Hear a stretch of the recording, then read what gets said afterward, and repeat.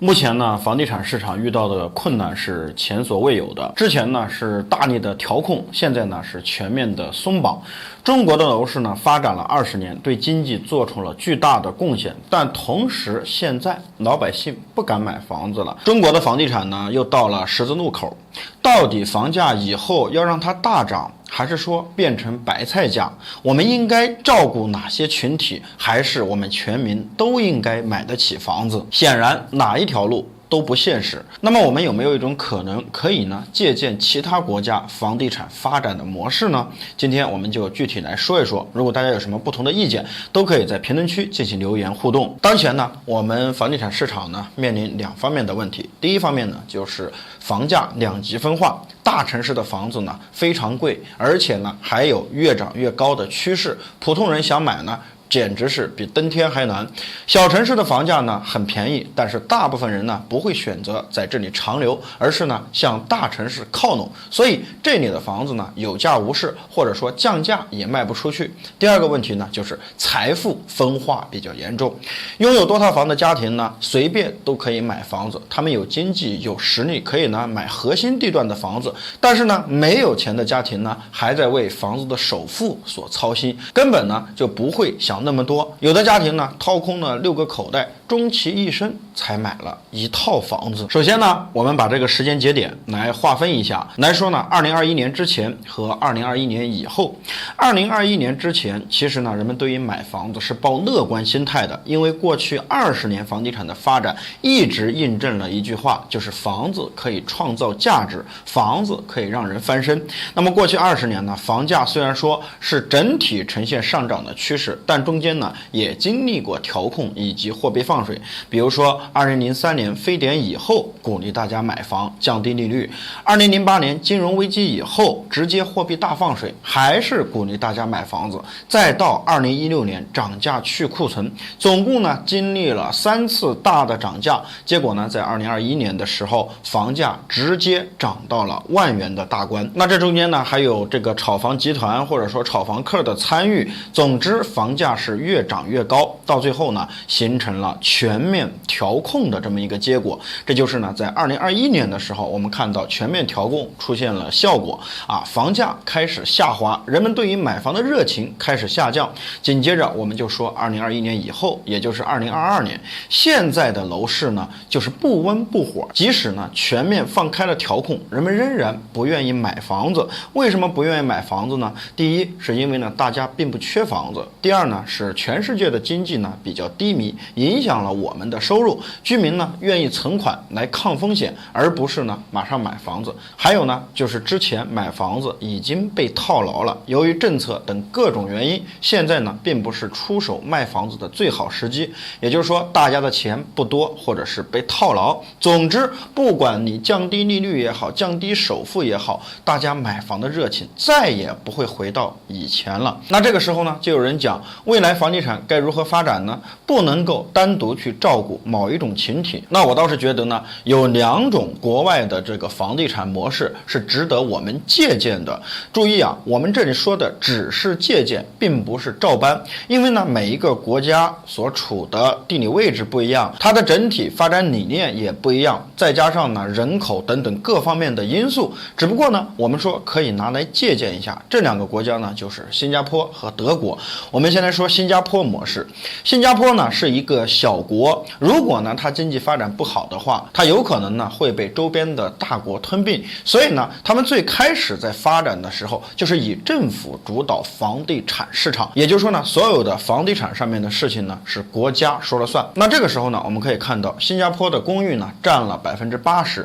个人的私宅只占20%，而这80%的公寓大部分是用于出租的，而这些公寓呢可以拿来出售，但是政府呢严格控制房价，所以呢它的一个房价收入比就是1:5或者是1:6，很低很低。而且呢新加坡政府通过对这个房屋交易的次数限制，以达到稳定房价的目的。什么意思呢？也就是说，我们去买它的公寓只有呢2次机会。第一次就是说我们没有房子，我们需要自住。第二次呢，是因为我们需要改善，而且呢中间有一个时间跨度，你必须达到了某项条件或者说某些年限以后，才可以呢去买第2套。这样的话呢，就把整体的这个房产交易周期拉长，房价呢就不会进一步的上涨。因为他们的一个理念呢，就是说居者有其屋，和我们的住有所居大概呢是一个概念。那我们再来说一说德国的模式。德国的模式呢和新加坡还稍微有点不一样。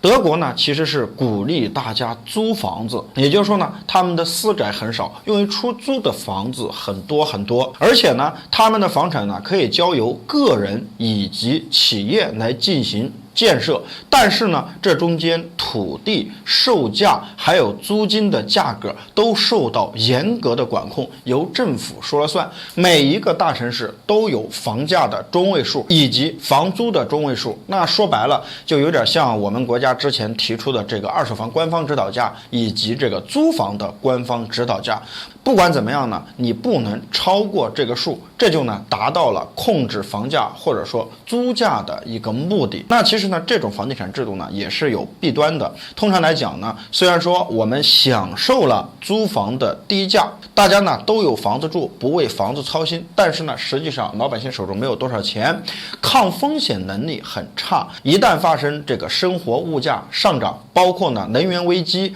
等等，或者说呢金融危机等等这些情况，老百姓呢通常手里面的积蓄是不多的，很可能呢就家破人亡了。但是呢，在我们国家，我们看一看，我们国家的老百姓呢，对于房子情有独钟，因为呢，我们抗风险的能力还是挺强的。很多人呢，买房子，第一是自住，第二呢，想着房子升值，第三呢，就是想着，即使我以后没有钱了，我破产了，但是我有房子在，它就可以变现。不管怎么样，它的金融属性没有消退，我就能够呢，马上进行发展，这就是抗风险能力比较大。那我们到底应该学习新加坡模式，还是学习德国模式？我觉得呢，只是一个借鉴，但是没必要完全的照搬去学习，因为我们的国情也不允许我们这样。我们可以想象一下，我们国家的城市很多，经济呢在高速的发展，如果鼓励全民租房的话，那么这个时候政府大力的或者说全面的去铺开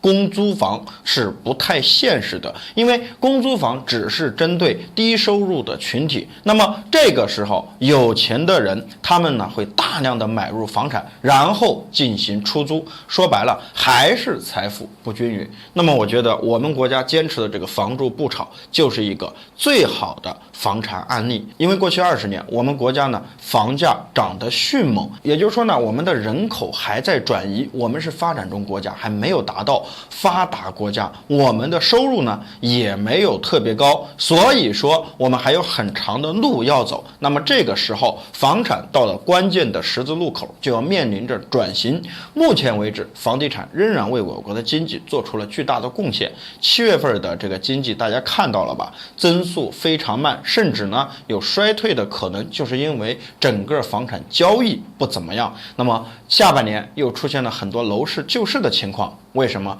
这里面的原因我们就可以呢想得出来。所以说目前是转型的艰难阶段，那么未来房产会更加的健康，我们买房子会更加的容易。因为呢我们可以看到今年呢房地产满满的诚意，但并不是说呢只是全面的救市，也有呢调控在里面。这个烂尾楼停贷呢就已经给我们敲响了警钟。那么未来我们在买房子的时候，可以呢去理想化一下，买到合理价位的房子，没有烂尾楼，没有公摊，小区物业比较好，这可能就是我们未来房产的一种状态。好了，今天的视频呢就讲到这里了，我们下期视频再见，拜拜。